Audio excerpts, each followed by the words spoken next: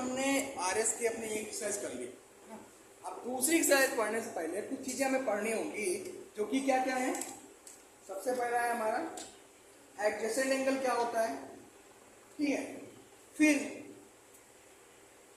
दूसरा है linear pair of angle क्या होता है, और तीसरा है वर्टिकली अपोजिट एंगल क्या होता है, ठीक है। फिर क्या है वर्टिकली अपोजिट एंगल क्या होता है, और एक चीज और है कुछ, हाँ आगे बताऊंगा, पहले इतना जान लेते हैं। अब सबसे पहले हम आते हैं किस पे, सबसे पहले हम आते हैं एडजेसेंट एंगल क्या होता है।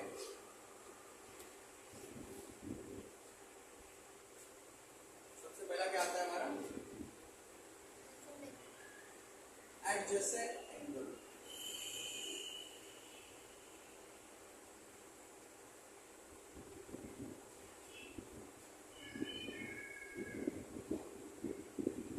देखो ये हमारा क्या है,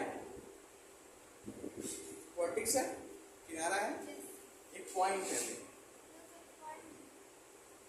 एक आर्म ये गई, या एक रे ये है, एक रे ये है, और एक रे ये गई, है ना, तीन हुए। अब देखो ये हमने मान लिया O, ये मान लिया हमने A, ये मान लिया B, ये मान लिया C, हो गया। अब ये एंगल POA और ये एंगल COB, ये हमारा एंगल A हो गया, और सॉरी ये एंगल हाँ मान लिया POA और ये एंगल COB, ये हो गया, हो गया ना। तो ये दोनों आपस में एंगल क्या होंगे, एडजेसेंट एंगल। आपको कैसे क्यों होंगे एडजेसेंट एंगल, ये बताइए। देखो यहाँ पे एडजेसेंट एंगल क्यों होंगे जानो, सबसे पहले क्या पॉइंट है एडजेसेंट एंगल, क्योंकि इनके जो वर्टेक्स है एक ही वर्टेक्स से निकला है, किनारा इसका एक ही है ना, क्योंकि इन दोनों एंगल के वर्टेक्सेस क्या है, सेम है, देखो है ना same vertex, because they have a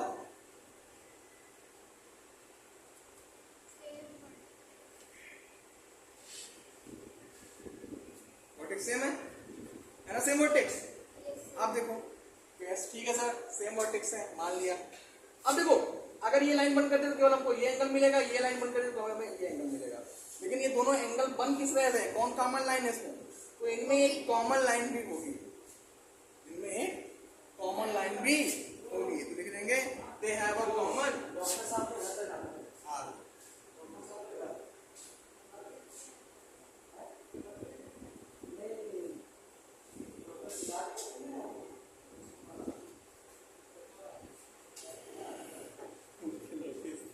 They have a common arm. Clear? Same vertex, common arm हो गया ना।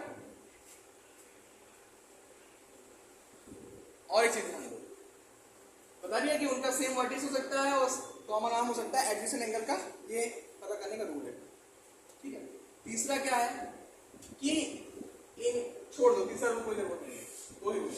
तो एडजेसेंट एंगल क्या होते हैं, एडजेसेंट एंगल ऐसे एंगल होते हैं जिनमें सेम कॉमन वर्टेक्स होता है और एक कॉमन आर्म, एक कॉमन क्या होती है, आर्म होती है। क्लियर, तो समझ गए, कोई डाउट।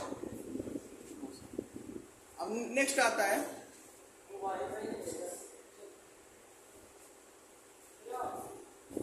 दूसरा क्या आता है, linear pair of angle, linear pair of angle.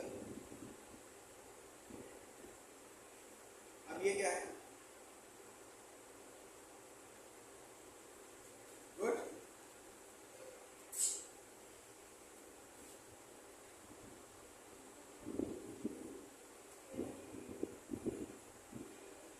पहले बताओ एडजेसेंट एंगल समझ में आ गया ना। एडजेसेंट एंगल एक ऐसा एंगल होता है जिसमें सेम वर्टेक्सेस होती हैं और एक कॉमन लाइन होती है, और इसके अगल बगल दो नॉन कॉमन होते हैं, ये नॉन कॉमन ही तो है, कॉमन ना हो नॉन कॉमन हो, ठीक है। अब यहाँ पे लीनियर पेयर ऑफ एंगल क्या हो, देखो लीनियर पेयर ऑफ एंगल कुछ ऐसे बनता है, ये हमारी कौन सी लाइन हो गई,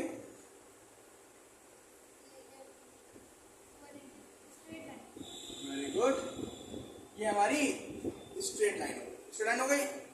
अब स्ट्रेट लाइन पे अगर हम एक ऐसे एक लाइन खींच दिया तो एक एंगल इधर बन गया और एक एंगल इधर बन गया, बना ना।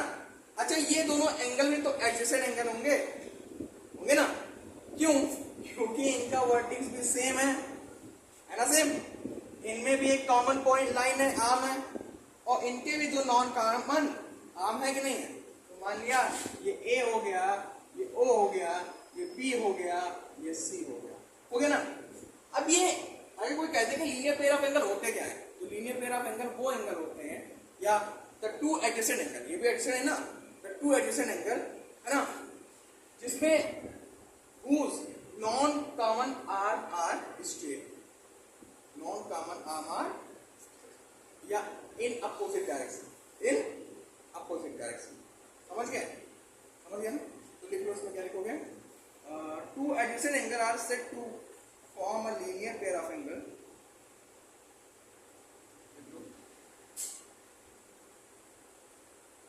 Two adjacent angle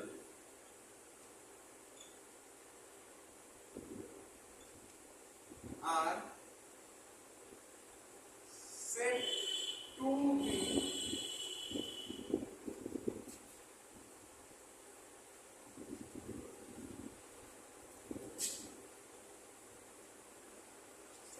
form a linear pair of angles, a linear pair of angles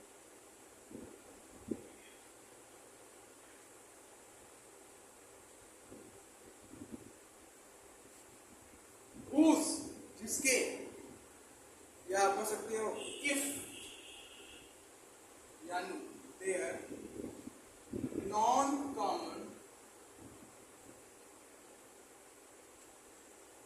arms are two opposite rays, are two opposite rays। अब इसका वाला समझिए। देखो ये दो एडजेसेंट एंगल हो गए, वहां से हो गए, ये इसका कॉमन आर्म हो गया, हो गया। अब देखो इनके नॉन कॉमन आर्म क्या है, एक ये है और एक ये है ना। कह रहा है कि टू एडजेसेंट एंगल कब क्या किस फॉर्म में होंगे, लीनियर पेयर ऑफ एंगल के फॉर्म में होंगे, जब उनके नॉन कॉमन आर्म, ये जो नॉन कॉमन आर्म है ये क्या हो, अपोजिट रे हो, एक दूसरे के अपोजिट रे हो। देखो रे ही तो है, क्योंकि इनका स्टार्टिंग पॉइंट हमें पता है, और ये पार्टिकुलर एक डायरेक्शन में बढ़ रहा है, दोनों डायरेक्शन में नहीं बढ़ रहा है। देखो यहाँ पे ये एंड हो रहे हैं, यहाँ से ना, ये इनका स्टार्टिंग पॉइंट है, इसलिए क्या है ये रे है। क्लियर? ये लाइन नहीं है, क्या है, रे। अभी तक तो लाइन थी, अगर ये हटा देते तो लाइन बनी थी, दोनों तक भाग गई थी, लेकिन वहां से कट हुआ और एक नॉन कॉमन आर्म वहां पे आके हो गया, तो वहां वर्टेक्स हो गया, और जब वर्टेक्स में किनारा हो गया, किनारा हो गया तो मींस क्या, वहां पे एंगल क्रिएट हुआ, जब एंगल क्रिएट हुआ तो ये लाइन डिवाइड हो गई टू अपोजिट रेस में। क्लियर? समझ गए? तो एडजेसेंट एंगल क्या होता है, लीनियर पेयर ऑफ एंगल क्या होता है, समझ गए ना? कोई डाउट? ऐसे नोट कर लो, नोट कर लो, फिर आगे बढ़ाते हैं। वर्टिकली अपोजिट एंगल पे आते हैं, क्या आते हैं, देखो बेटा ये जो आरएस में क्वेश्चन दिए होते हैं ना, ये स्टेप वाइज होते हैं, और एनसीईआरटी में क्या रहते हैं, सब एक साथ देते हैं, है ना। यहाँ पे एक ही स्टेप पे आपको अलग देता है, तो जो हमें सुटेबल लगता है एनसीईआरटी से मैं एनसीईआरटी से पढ़ा देता हूँ, और जो सुटेबल लगता है आरएस से मैं आरएस से पढ़ा देता हूँ। ठीक है? अब वर्टिकली अपोजिट मैं इसलिए इसको पढ़ा रहा हूँ, लाइन एंगल आपको आरएस से प्रैक्टिस करा रहा हूँ, क्योंकि कंपटीशन में सबसे ज्यादा ट्राइंगल और राइट ये नाइस एंगल का लगते हैं, उसको रहता है प्रभाव। ठीक है?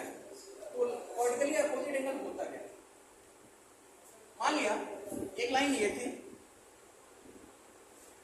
और एक लाइन ये गई, ना। अब ये लाइन एक दूसरे क्या कर रही है, इंटरसेक्ट कर रही है। हमें क्या पता, बराबर भागों में बांट रही है। जब बराबर भागों में बांटे तो बाइसेक्ट, और नॉर्मली हम क्या बोलेंगे, इंटरसेक्ट। अगर कहीं दिया हो कंडीशन कि ये लाइन एक दूसरे को बराबर भागों में बांट रही है, means that they are bisecting each other, है ना।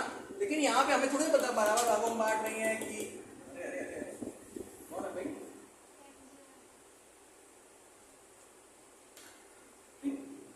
तो एक चीज जान लो, जब ये एक दूसरे को काटेंगे तो ये एंगल इस वाले एंगल के बराबर और ये वाला एंगल इस वाले एंगल के बराबर।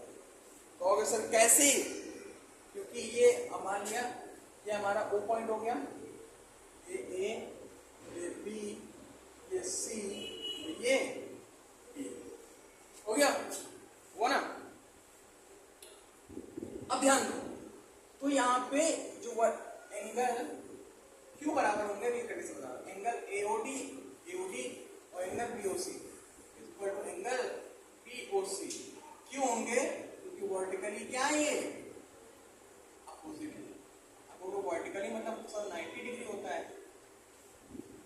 अगर इस फिगर को हम ऐसे करते हैं, थोड़ा सा ऐसे ले आए सीधा हो गया, तो ये भी 90 डिग्री बन रहा है, ये भी 90 डिग्री बन रहा है, बनना ही नहीं बन रहा है। और वर्टिकली मतलब ये होता है कि 90 डिग्री के अपोजिट, मतलब एक दूसरे का अपोजिट भी बन रहा है, समझ गए? ठीक, वर्टिकली अपोजिट और angle angle angle angle AOD, angle BOC, angle AOC, angle BOC, ये भी क्या होंगे, मतलब ये जानो कि दो लाइन अगर ऐसे काटी तो आमने सामने के एंगल क्या होते हैं, बराबर होते हैं, और इसे क्या बोलते हैं, वर्टिकली अपोजिट। तो अब चलें एक्सरसाइज पे।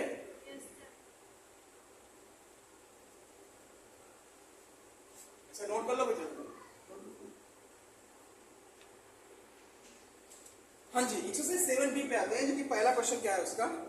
पहला क्वेश्चन कुछ ऐसा है कि यहाँ पे हमें एंगल AOB स्ट्रेट लाइन है, सॉरी AOB एक स्ट्रेट लाइन है, तो यहाँ पे वैल्यू ऑफ x पता करना है। कह रहा है कि AOB क्या है, स्ट्रेट लाइन है, स्ट्रेट लाइन कुछ ऐसा है, फिगर उसमें दिया हुआ है, कुछ ऐसा फिगर बना है।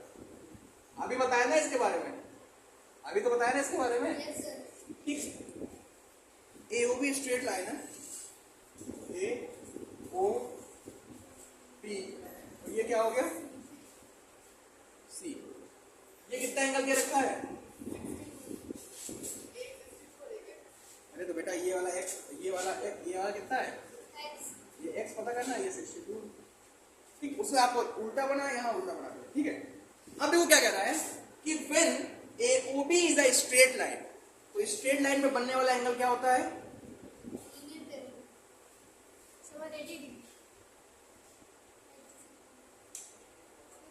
कौन सा एंगल कहलाता है, कंप्लीट एंगल से पहले स्ट्रेट एंगल कहलाता है।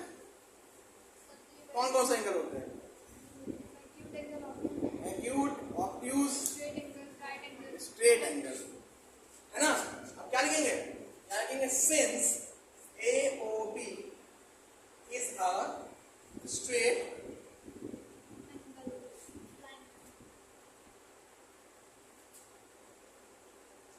जब ये स्ट्रेट लाइन है, hence ये सिंस, ये hence, ठीक है। इसको हिंदी बोलते हैं चूंकि, ये बोलते हैं क्योंकि, चूंकि क्योंकि, है ना, अच्छे अच्छे नाम है ना, ठीक है। तो जब स्ट्रेट लाइन है तो क्या होगा, angle AOC sorry, angle AOC और प्लस BOC का सम कितना होगा, 180, हाँ 180 डिग्री, 180 डिग्री, ठीक है। Now what is the value of angle AOC, x, and the BOC, तो x का क्या हो जाएगा,